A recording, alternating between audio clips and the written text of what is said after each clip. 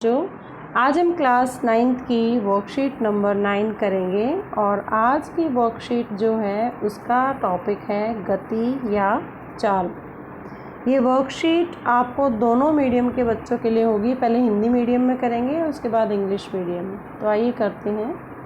आप लोगों ने ये सिंबल रोड पे जब हम जाते हैं तो ये साइन बोर्ड ज़रूर देखे होंगे कि 15 किलोमीटर पर आवर, जैसे कोई शेप बना रखी है, कार है तो 50 किलोमीटर पर आवर, अगर कोई ट्रक है, हैवी लोड है 40 किलोमीटर पर आवर। तो ये जो साइन बोर्ड है ये क्या दिखाते हैं कि किसी भी वाहन की जो गति है वो फिक्स है। अगर उससे ज़्यादा कोई तेज़ गति से चलाता है तो वो जो चाल सीमा है अगर उसका उल्लंघन करता है तो उससे क्या करती है पुलिस, चालान काट देती है। तो इसका मतलब अलग अलग वस्तुओं की एक निश्चित दूरी तय करने में अलग अलग समय लगता है। जैसे अगर यहाँ पर देखा जाए तो 50 किलोमीटर की दूरी तय करने में 1 घंटा लगा। अगर हम इस ट्रक की बात करें तो 40 किलोमीटर की दूरी तय करने में 1 घंटा लगा। तो समय सेम है 1 घंटा, लेकिन दूरी अलग अलग है। इसका मतलब एक निश्चित दूरी तय करने में सभी वस्तुओं का अलग अलग समय भी लग सकता है या एक ही समय में अलग अलग दूरी भी तय कर सकती हैं।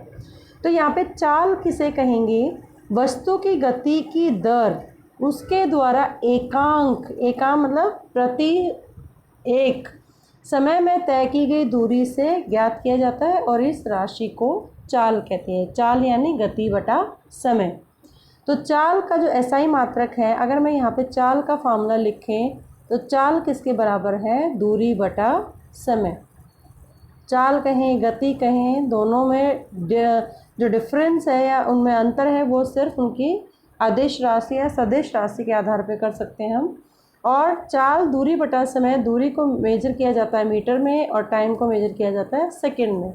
ये इसका छोटा मात्रक है, एसआई मात्रक है जिसको मीटर पर सेकंड कहेंगे। और बड़ा मात्रक है जो एसआई की दूरी बहुत दूर है, जैसे अगर आपके घर से स्कूल की दूरी मापी जाए तो किलोमीटर्स में होगी और टाइम भी अगर मापा जाए तो आधा घंटा या 20 मिनट जितना भी है उसको हम घंटे में चेंज कर सकते हैं। तो इसका मतलब एक वस्तु की चाल दर्शाने के लिए अगर उसकी सिर्फ मात्रा की आवश्यकता है, अगर मैं यहाँ पर ये बोला जाए कि सिर्फ 40 किलोमीटर पर आवर है लेकिन ये नहीं पता कि वो किस दिशा में जा रही है, तो वो उसकी अदिश राशि कहलाती है। अदिश राशि वो राशि होती है जिसमें सिर्फ वस्तु का परिमाण बताया जाता है, उसकी दिशा नहीं मापी जाती। तो एक वाहन है, कोई भी एक व्हीकल है, अगर वो अपने निश्चित स्थान पर पहुंचने के लिए अनेक कारणों से अलग अलग गति करता है। जैसे अगर आप साइकिल पे अपने घर से, माना कि आपका घर ए पोजीशन पे है और बी पोजीशन तक जाना है, यहाँ से यहाँ तक जाने में भी बहुत सारी अड़चन आ सकती है। कोई रेड लाइट भी पड़ सकती है, कोई बच्चा आ जाता है, कोई गाड़ी आ जाती है, कोई पत्थर आ जाता है, तो बहुत सारी रुकावटें हो सकती हैं जिसकी वजह से आपकी साइकिल की गति भिन्न भिन्न होती है। पहुंचना आपको बी पोजीशन पे ही है, चलना ए से है, तो इसलिए उसकी औसत चाल क्या होती है? वस्तु द्वारा तय की गई कुल दूरी। अगर वो अलग अलग गति भी करेंगे तो भी उसकी दूरी क्या होगी? अलग होगी। और कुल समय उसने कितना लिया। तो ऐसी स्थिति में हम वस्तु की यात्रा को औसत चाल से मापते हैं। जैसे अगर हम इस एग्जाम्पल को लें, यदि एक कार ने 100 किलोमीटर की दूरी 4 घंटे में तय की और तो यात्रा के दौरान उसकी चाल अलग अलग रही होगी, इसलिए हम उसकी औसत चाल परिकलन करते हैं। तो औसत चाल क्या है कि माना कि वो 4 घंटे में, ये तो नहीं कि लगातार 100 किलोमीटर ही की दूरी तय की 4 घंटे में एक जैसी है बिल्कुल, वो उसकी जो औसत चाल है वो अलग अलग हो सकती है या रुकावटों के कारण। तो इसका क्या होगा? दूरी बटा समय कि कितनी टोटल दूरी तय की डिवाइड बाई टोटल आवर्स। तो ये 25 किलोमीटर पर आवर उसकी औसत चाल बन जाती है यहाँ पर। अब इसके आधार पर आपको ये क्वेश्चंस करने हैं जो आपकी कॉपी में नोटबुक में करेंगे। सभी स्वयं को जांचिए। चाल की परिभाषा क्या है? जो ऊपर डेफिनेशन दे रखी है उसका एसआई मात्रक क्या है? छोटा बड़ा दोनों बता सकते हैं इसमें। हम किसी वस्तु की संपूर्ण यात्रा के लिए चाल के स्थान पर औसत चाल की बात क्यों करते हैं? क्योंकि अलग अलग समय में अलग अलग दूरी तय करती कोई वस्तु, इसलिए उसको औसत चाल से मापा जाता है। क्या किसी वस्तु की चाल शून्य हो सकती है? तो चाल शून्य कब होगी? जब दूरी शून्य होगी। तो क्योंकि चाल क्या होती है? दूरी बटा समय, और दूरी 0 हो सकती है। दूरी 0 होगी या नहीं होगी? आप इसको थोड़ा सा सोचें, क्योंकि हम पहले से पढ़ सकते हैं कि दूरी और विस्थापन में क्या अंतर है। विस्थापन जीरो हो सकता है लेकिन किसी भी वस्तु की दूरी जीरो नहीं हो सकती, क्योंकि आप थोड़ा सा भी चलेंगे तो वो भी दूरी है। विस्थापन में ये है कि जिस वस्तु से जगह से आप चले वापस लौट के वहीं आ जाते हैं तो विस्थापन जीरो हो जाता है। तो इसको आप थोड़ा सोचेंगे इस प्रश्न को और अपनी कॉपी में लिखेंगे। नेक्स्ट क्वेश्चन है, एक कार अपनी यात्रा के पहले घंटे में 20 किलोमीटर, दूसरे घंटे में 30 किलोमीटर और तीसरे घंटे में 40 किलोमीटर की दूरी तय करती है। तो औसत चाल क्या होगी? तय की गई दूरी बटा समय। अगर पहला घंटा 1 घंटा, दूसरा घंटा 2 घंटे, तीसरा घंटा 3 घंटे, तो 3 घंटे में कितनी दूरी है? 20 + 30 + 40। ठीक है। फर्स्ट आवर टोटल टाइम कुल समय 1 घंटा, फिर दूसरे घंटे में 1 घंटा, फिर तीसरा घंटा 3। तो टोटल कितना हो गया इसमें? अगर हम देखें 50 40 90/3, तो टोटल औसत चाल है 30 kilometre per hour.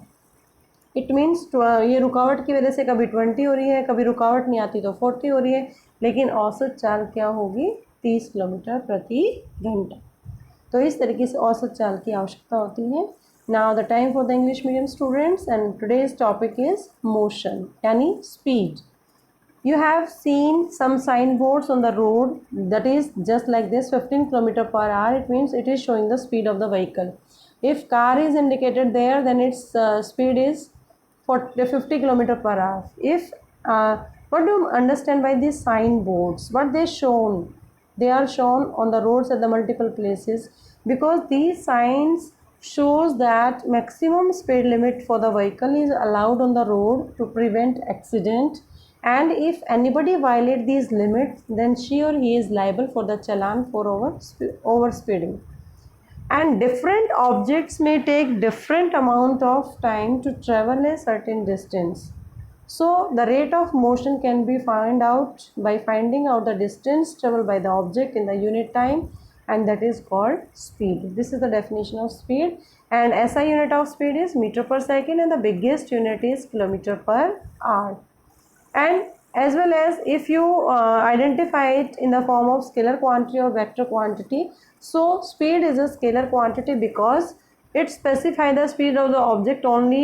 We require only magnitude, not the direction, so it is a scalar quantity. And vector quantity is that quantity in which speed of the object is required in the form of magnitude as well as in the form of direction, so it is a vector quantity. And most of the time you see that the objects move at the different speeds due to various regions to reach its destination. So we have to calculate the average speed for the complete journey, and we calculate the average speed, total distance traveled by the object divided by total time. For example, if you take the example of this, if car is traveled a distance of 100 km in 4 hours, its speed throughout the journey might have been different at different times. So we have to calculate its average speed, that is distance upon time. You can find out here. Now on the basis of the worksheet, you have to do these questions for checking your understanding about the worksheet in your notebook. First one is, how do we define speed? So speed is distance traveled by the object divided by total time. And what is its SI unit? Meter per second. Why do we consider the average speed of the object? Because due to one or more region, the speed of the object never remains same. Sometimes it is slower, sometimes it is faster. So we consider the average speed of the object for the complete journey. Can speed of the object be zero? No, speed of the object cannot be zero because distance can never be zero. If distance is not zero, then speed cannot be zero. So you have to justify because it is a scalar quantity, no direction. So speed and velocity both are the different things. Speed is a scalar quantity, velocity is a vector quantity. Velocity depend upon the displacement of the object, but speed depend upon the distance of the object. Now the next question, a car travels 20 km in the first hour of the journey. It means total distance 20 plus 30 km in second hour, मतलब next hour में 2 घंटे हो गए यहाँ पर, and 40 km in the third hour. So total hours are 3, and then when we sum up it, then it becomes 90/3, then its value is 30 km per hour. So average speed is 30 km because sometimes the speed of the car is slower, sometimes it is constant, and sometimes it is higher. So if we combine all the distance traveled by the object divided by total time taken, then we can find out the average speed of the object. I hope you understand the concept of speed, average speed. Is it a scalar quantity or vector quantity? Thank you so much for watching Super Vigyan.